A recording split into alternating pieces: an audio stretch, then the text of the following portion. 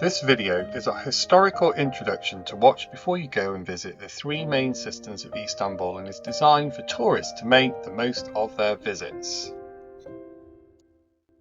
Binbirdirek Cistern is one of the underground hidden treasures of Istanbul. According to ancient Byzantine sources, the Cistern of Philoxenos, which is what it is also known as, is located very close to the Hippodrome and built in the 4th century. After the division of Rome, when Constantine established the capital of Byzantum in Istanbul, a number of powerful people came with him, including a group of senators. Philoxenos had his own palace built near the site of the old Roman walls. The location of the new cistern was kept quite high so that his palace could be higher than the Hippodrome and the imperial palace. It also overlooked the sea and was a wonder to behold. The cistern has an area of more than 3,000 square metres and measures 64 by 56 metres in size. It has a total of 224 marble columns in 16 rows. Now, on most of the monographs of the columns were from the stone carvers working in his business at the time they were written on. There is an inverted cross on the column at the entrance to the cistern, and while Philoxenos had the cistern built, it was planned to meet the water needs of both the palace and the local region. It has become one of the most important and second largest cisterns in Istanbul at the time.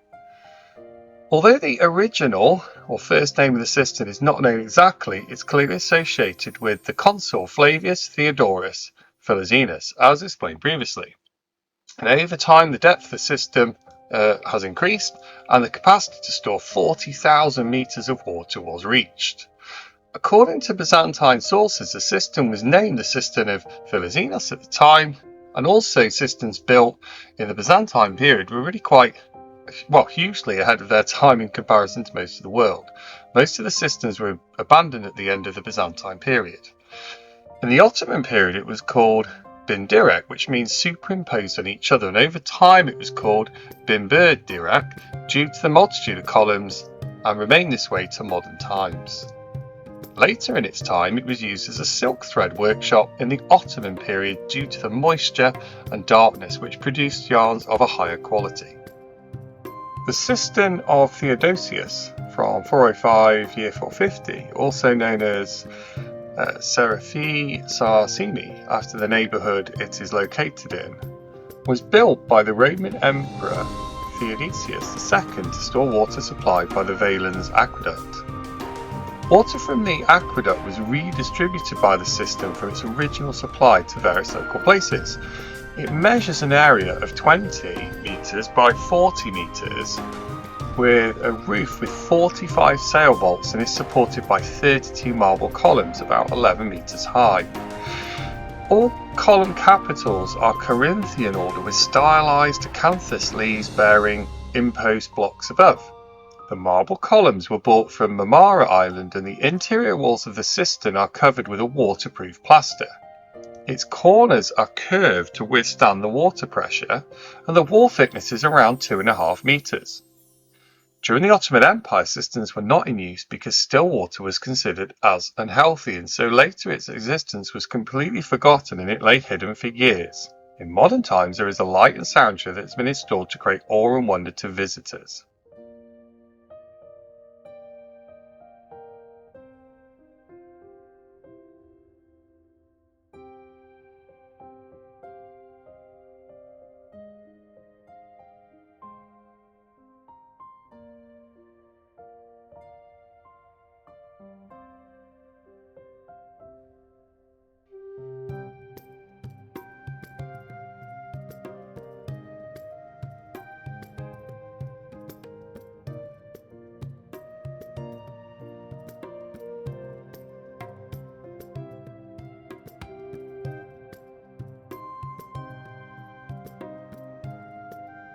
The Basilica Cistern from the 3rd to 4th century is by far the most famous cistern of modern times in Istanbul. It has a huge number of visitors and is featured in many a film that we might recognise. It was called the Basilica because it was located under a large public square, the Stoa Basilica on the first hill of Constantinople. Prior to its construction, a great basilica stood on the spot, and it had been built during the early Roman age between the 3rd and 4th centuries as a commercial, legal and artistic centre. The basilica was reconstructed by Illus after a fire in 476. The cistern is cathedral size, approximately 138 square metres, and capable of holding 80,000 cubic metres of water.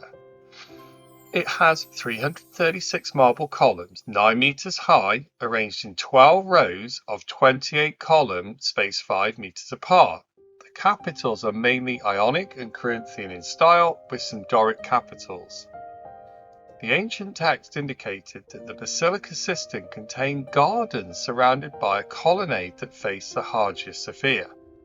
According to ancient historians, Emperor Constantine built a structure that was later reconstructed and enlarged by Emperor Justinian after the Nika riots of 532, which devastated the city. Historical texts claim that 7,000 slaves were involved in the construction of the cistern, and the enlarged cistern provided a water filtration system for the Great Palace of Constantinople and the other buildings on the first hill. It also continued to provide the Topkapi Palace after the Ottoman conquest in 1453 and into modern times. The existence of the cistern was eventually forgotten about by all but the locals, who still drew water from it until 1565. The two Medusa-based columns are not original but were added later and left on their sides for good luck. It's now featured in so many films that everyone recognises it, and it is a bit of a tourist trap, so take your time as you walk through. So I really hope you've enjoyed my 3 videos today on the Cisterns of Istanbul. They are hidden. Lots of people would never know they were there, so make sure you get the tickets, go and see them. They are super cool, but make sure you take your time and have a really good look around, because most people seem to really rush them, and they are really, really cool.